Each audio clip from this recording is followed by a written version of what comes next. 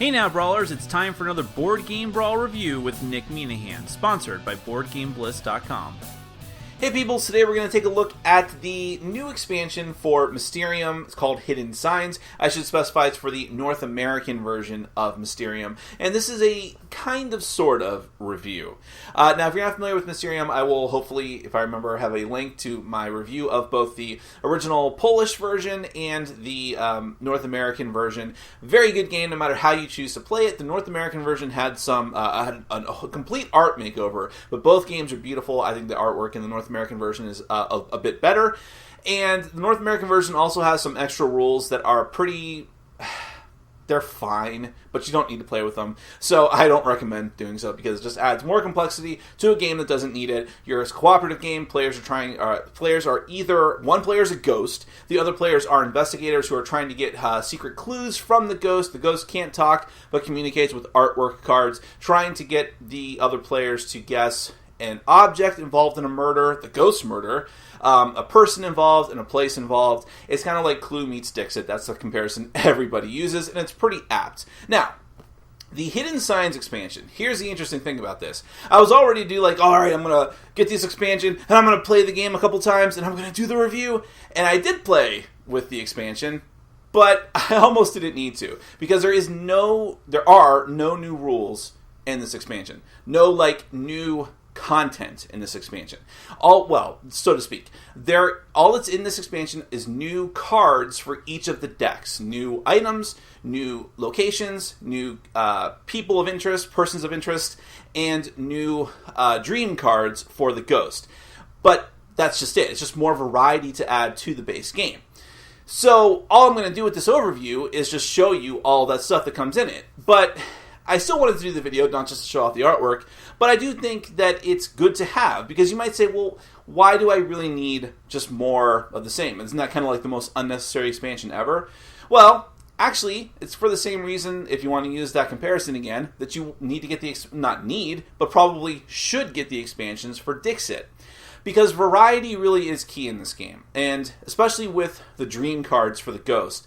Having more of those to give out and not hearing the same clues rehashed over and over again. And actually, the dream cards were consistent. So I should have pointed that out before. The dream cards were the same between the two different versions of the game, the Polish version or any of the European versions, and the North American version.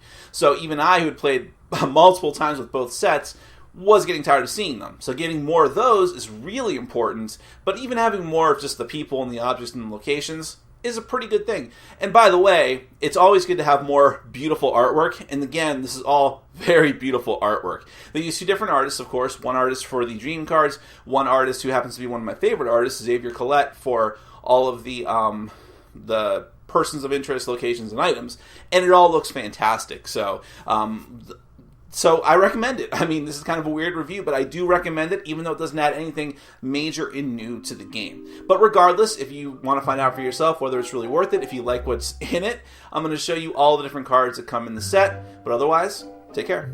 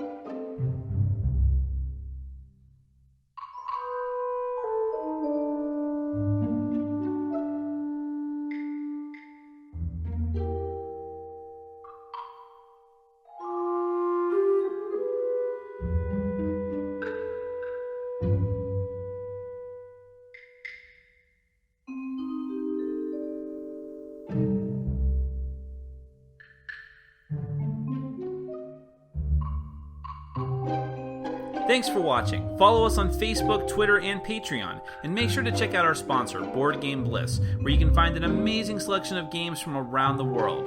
BoardGameBliss.com. Thanks for your support.